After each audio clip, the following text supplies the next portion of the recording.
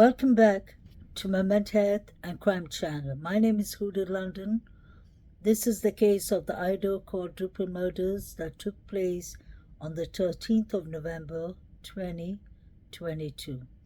May the four victims rest in peace. Condolence to their families. May the correct justice be served. It's been a year and a month since the quadruple murders took place. We're still waiting for the court and the judge to come back with the decision of the DNA, the genealogical DNA, if the defense has the right to see that or not. This whole case has been baffling. There's so many unanswered questions. A lot of the case is on gag order, so obviously we don't get to see the evidence till the court starts. Luckily, they've decided, the judge has decided to let the cameras continue doing their jobs by taking footage of the court case. The judge is going to take complete control over it, like he said. So I think that is good, because we do definitely need transparency. Definitely. There was a lot of misinformation in the beginning of this case. Most of us remember that. I remember it like it was yesterday. There were so many different rumors and speculations going on. But usually the longer time that goes in a case, the more clarity we seem to get, but not in this case. In fact, I believe the more time that goes, the more baffling this case gets. I personally believe that there's more than one person who did these crimes, this horrific quadruple murders, and I believe that actually it was two separate incidents with separate people responsible for these unlivings, because even the timelines points out at that. I personally believe that something happened to the couple somewhere between 2 to 2:20. Eaton, his mother, clearly said that 2 a.m. is the most difficult time for her and her family. So I believe something happened at 2 a.m., unfortunately. I don't know if the Linda Lane footage is real. It has been debunked, but I'm sure everything that has been debunked needs to be revisited. The timeline we were given in the beginning of this case was between 3 to 4 a.m., clearly. At 2:52 was the last call Maddie made to Jack D. And you hear a female yelling, "Stop it, stop." That is from the body cams from both the officers, the undercover officers in Banfield. So these are not footages from personal people or anything. This was released by the police. At 3 a.m., we have the four figures running, and I believe that was after the unlivings and the quadruple murder was done. So we have different things happening around those timelinings, and the police haven't cleared that. Clearly, when the police Chief Fry was asked of the surviving roommates. He said he corrected the reporter from ABC News by saying, "I didn't say that they were witness. I said they were just there." Now that is a big sentence to use. They were just there. Why were they just there? To start with, the friends summoned many people to come over to the house after 8 hours before they finally decided to call the police. Before the 911 call was made to the police, the roommates, surviving roommates, decided to summon friends. Now these are students that are above 19 years old, 20 years old. They all are studying something, higher education, so they know that this is an active crime scene. Why would you summon other people to the crime scene? That doesn't make sense at all. For the chief to correct the ABC reporter and say, "I did not say that they are witness. I said they were just there," stands out to me.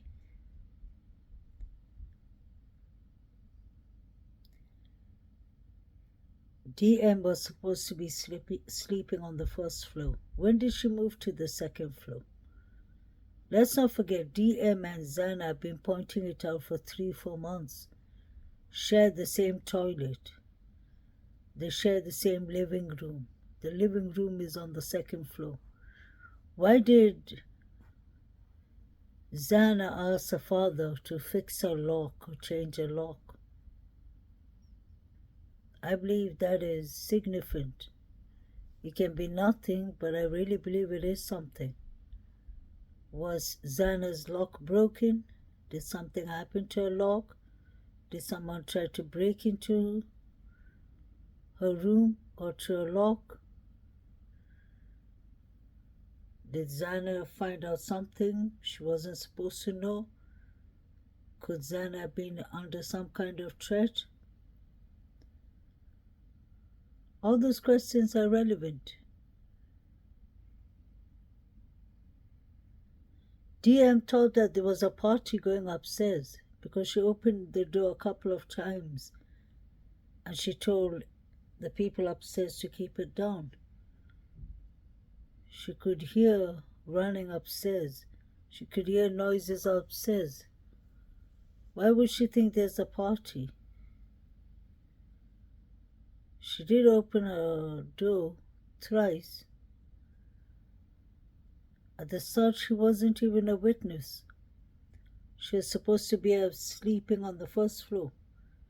When did Dylan become a witness?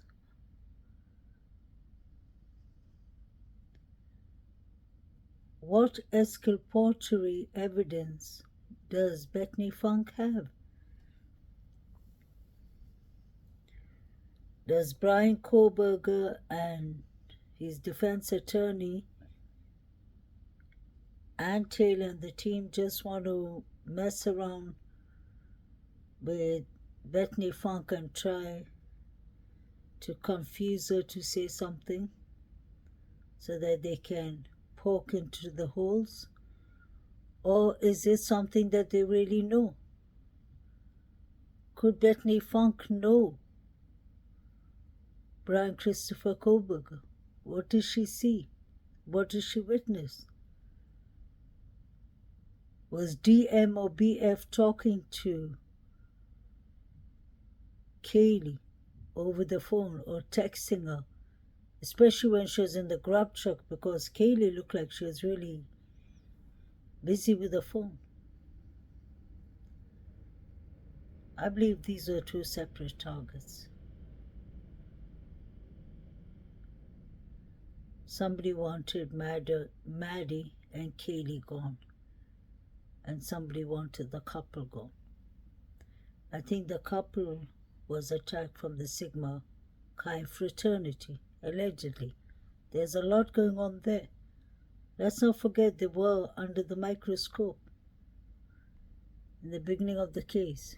Isn't it strange that the Sigma Chi doesn't have cameras outside? I know a lot of people don't have cameras in Idaho, Moscow, but that doesn't cut it. Somebody would have seen somebody else or a couple of figures jogging and entering the Sigma Chi around 12 past 3 when they were seen. But these are the Greek lifestyle. They're not going to talk. They're not going to testify on each other.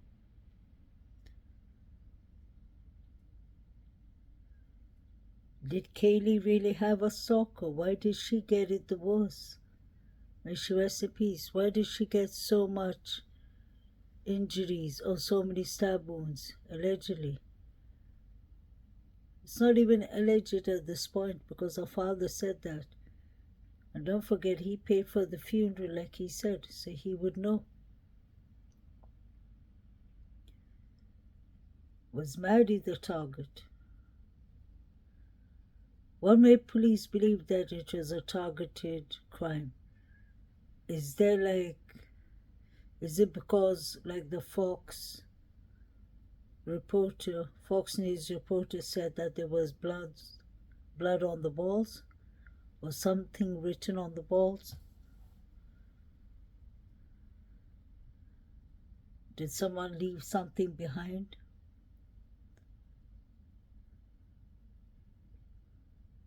Why did the mayor say it was a crime of passion?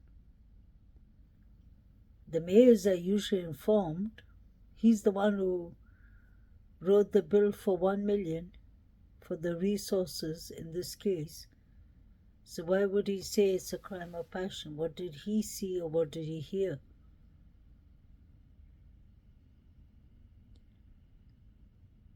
Something happened between 3 a.m. to 4 a.m. in this case.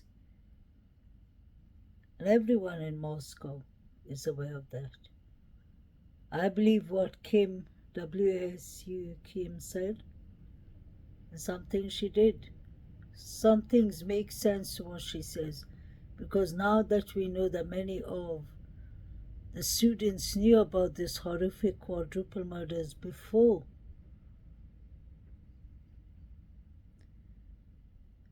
10 a.m., before 9 a.m., that makes it more suspicious. Really, there's a lot of suspicious behavior and things that we're hearing. And we're watching these students watching some horrific pictures that doesn't make sense. I always say Brian Christopher Kohlberger could be guilty. He could be involved. I just believe that one person didn't commit the whole quadruple murders. The timelines, nothing makes sense. And once the timeline doesn't make sense, nothing's going to make sense.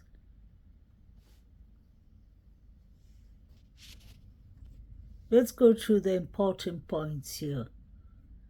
Things that they have as evidence, the prosecution, like the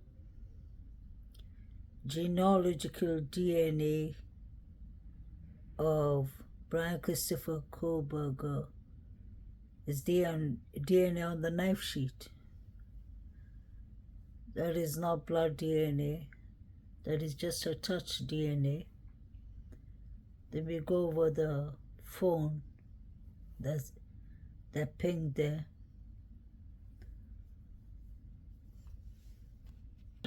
And court documents reveal that the DNA recovered from the sheath is an almost identical match to Kohlberger. What do you think, Andrea? Yeah, so the DNA evidence, you've described it as strong. I would describe it as really the linchpin of the state's case, because if this DNA evidence does not stand, in my opinion, the case does not stand. So it's really the only hope that they have to get a conviction here. So you've described it as strong evidence. What we know about the DNA is that it appears to be what we call trace evidence, meaning this doesn't come directly from a body fluid like a blood or something like that can help explain how that DNA got onto that knife sheath. Instead, it is simply a small amount of what is likely DNA associated with skin cells, or sometimes there's not even any cellular material at all. It's simply free-floating DNA.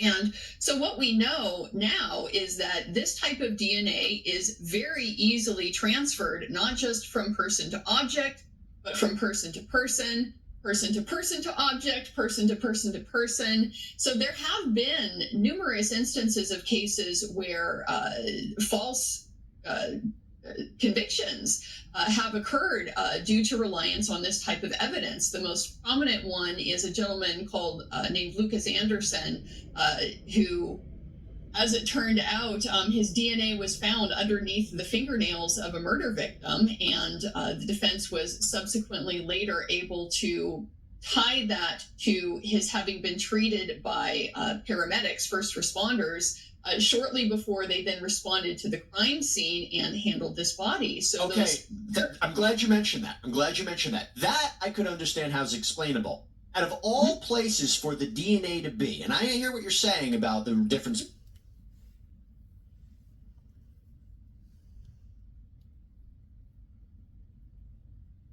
in skin cells and blood.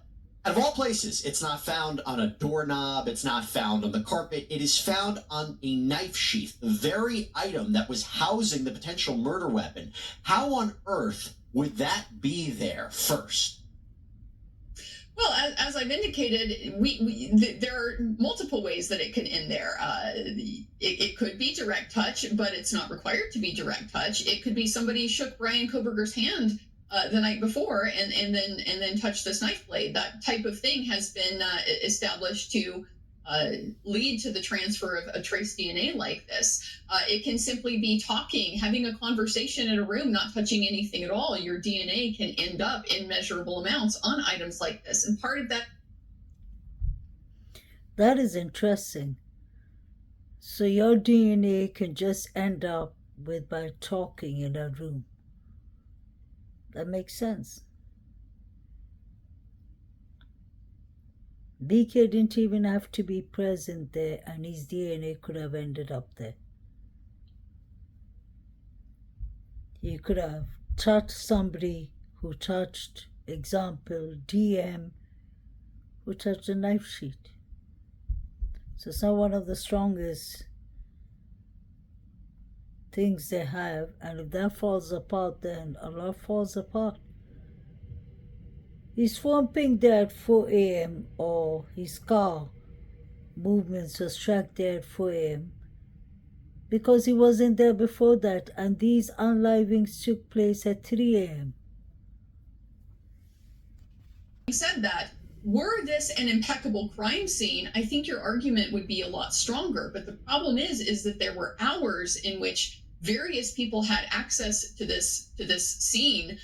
We had numerous first responders and investigators and so forth in and out through this scene. So any one of those people is a potential source of transfer DNA. Any one of those people could have potentially been the reason why Bryan Kohberger's DNA ended up on this knife sheath and nowhere else in the residence. Here's the thing. If they had Bryan Kohberger in custody and they were interrogating him and they had police had some sort of connection to him and then go to the crime scene, I could say to you, Andrew, you're making a good point. He was a complete stranger. There's no evidence that I have seen so far. Maybe something will come out that he had partied at that house before, that he had been at that house, that he had some kind of contact with any of these people. Didn't have contact with law enforcement. His DNA came out of nowhere, and that's the part that I just can't get past. And I'll leave it back to you on that, because I would agree with you if he had some sort of connection to either people who were processing the crime scene, if his DNA was in the or his materials, genetic material was somehow in the possession of law enforcement beforehand, or if he had some connection with the victims or the people in that house, I'd agree, but it seems too limited there. Well, I think some of that does cut both ways. As you pointed out, the defense has indicated in their court filings there is no evidence of any connection between Bryan Kohberger and these victims, which is a circumstance you would expect from a killing like this if it's a targeted type killing. But That aside, we do know that Brian Koberger had at least some nominal contacts with law enforcement, because we know that he had applied for an internship with the Washington State University Police. We don't know if that internship was ever granted or not.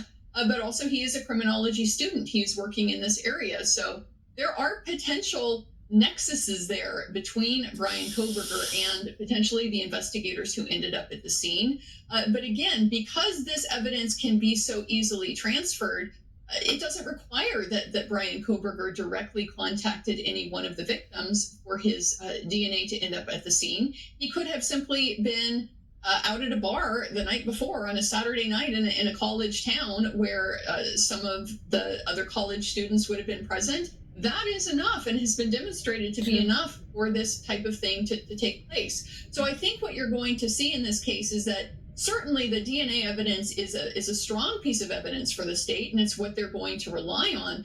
But they're going to have to show how the absence of other circumstances that we would expect to be present if Brian Koberger were the killer, how that can be reconciled with their theory of how this killing transpired. The complete absence of victim DNA from his car, from his home. As of right now, we don't know. We don't know yet. We don't know what else they might have. That has been represented in court filings by the defense that is the state of the evidence. If that is the case, not from the prosecution. That is going to be a massive hole that the prosecution has to fill. Look, I do agree with that. It hasn't been proven yet that Brian Koberger had any direct DNA connection, like blood DNA, in his car, in his house, from the crime scene. Nothing directly linking him to this horrific quadruple murders. So it just doesn't make sense. If you go back to the timelining, they told us clearly that between 3 a.m. to 4 a.m., the unlivings took place. We don't even know if DM and BF was at home. Remember that. We know that when the police came to the house at 11:58 p.m., or when they were called at 11:58 and they came a bit later, within a couple of minutes, BF was standing outside. The other roommates were standing outside, but nobody knows if she was physically inside before the police were called. The front door was left open. We don't know who left the front door open. We have been just told at the start, in the beginning, the police wasn't even sure what was really happening. You saw all the questions that were asked. Chief Fry kept on saying, I'll get back to that later. I'll get back to that when I find out. We are still trying to figure out what happened. Even the Honda Elantra does not make sense. The Hyundai doesn't make sense because it was 2013. 2011 to 2013 range that they were searching for. They weren't searching for a 2015 one that Brian Christopher Koberger was driving. I think 49 days later, when they found Brian Christopher Koberger's white Hyundai, they tried to make it match and change their timelinings from 3 to 4 to 5 past 4. We didn't see any delivery driver there. All the movements that was happening between 10 to 3, I believe. 2:54 is when the alcohol offense Banfield video started. We hear at 2:52. No, it started a bit early because at 2:55 we hear a female yelling, "Stop it, stop."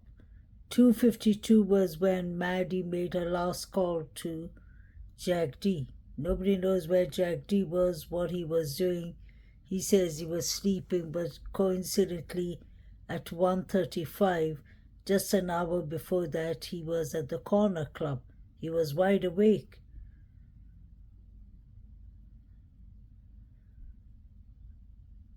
So after the calls, I believe something happened to Maddie and Kaylee.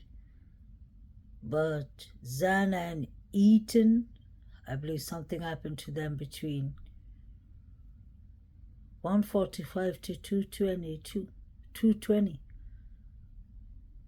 Were they on their way home? Maybe something happened to them. There was a fight at the Sigma Chi fraternity.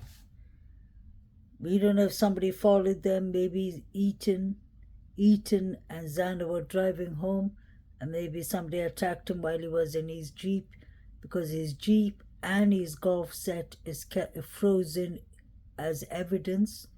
That's important. We just have to make all the connections, because something is really missing. Something lacks here, and it's the timelines that have been changed, because once we get our timelines right, everything else falls into place. And I've said that many times. As for the 4chan, that's still the only thing that makes sense to me. The people in the 4chan who were involved, the Davids, even the Jacks in these, both the Jacks, for me, their stories, their timelines, their alibis don't make sense. It's not only Brian Christopher Kohlberger's alibi that doesn't make sense. These other people's alibis don't make sense. The behaviors don't make sense. The mayor clearly said this was a crime of passion. I don't know if Jack D was involved, if this has any relations with him. Let's not forget, Kaylee was going to leave Jack D. She was going to leave him for a long time, or for good. She was moving to Austin. What was so important in the line that Kaylee was asking Maddie, what did you say to Adam? And Maddie says, I told Adam everything. What are they actually talking about? Is it something serious? Is it something concerning? Is that what got them unlived? And you all heard clearly what Kaylee's sister, Olivera, said. She said they would do everything right. They used the buddy system. They came home, and then they let their dog go out for potty. So if they let Murphy go out for potty, something could have happened. Somebody could have snatched Murphy.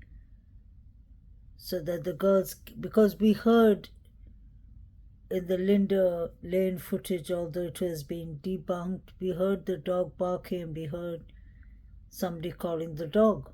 What if the girls couldn't find Murphy and they went out to get Murphy and they got attacked?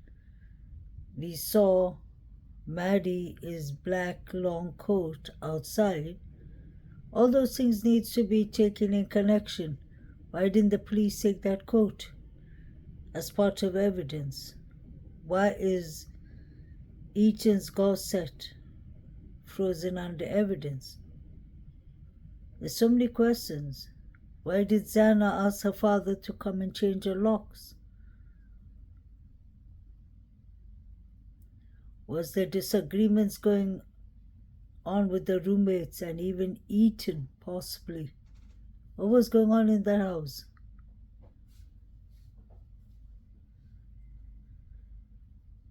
There was a lot of movements going on with the figures running, with the offense, the alcohol offense, the three boys, with Saeed watching concerning pictures. All these are not a repetition to repeat, but these are some things that need to be asked, because if you put all of them together, make a connection, you'll understand that there's something there. Let me know in the comment channel what you'll think, but I don't think they have solid evidence on Brian Christopher Kohlberger. This may end up being a mistrial, unless they have something on gag order that is extremely different to what we think. Brian Christopher Kohlberger could have been involved. That's what I've always said, but I don't think he did it by himself. Something doesn't make sense about this whole case. And I just don't like how Jack Showalter was acting. All the people in the grub truck, how they're acting was really concerning. There's a lot of red flags. Please like, share, and subscribe. Have a lovely day.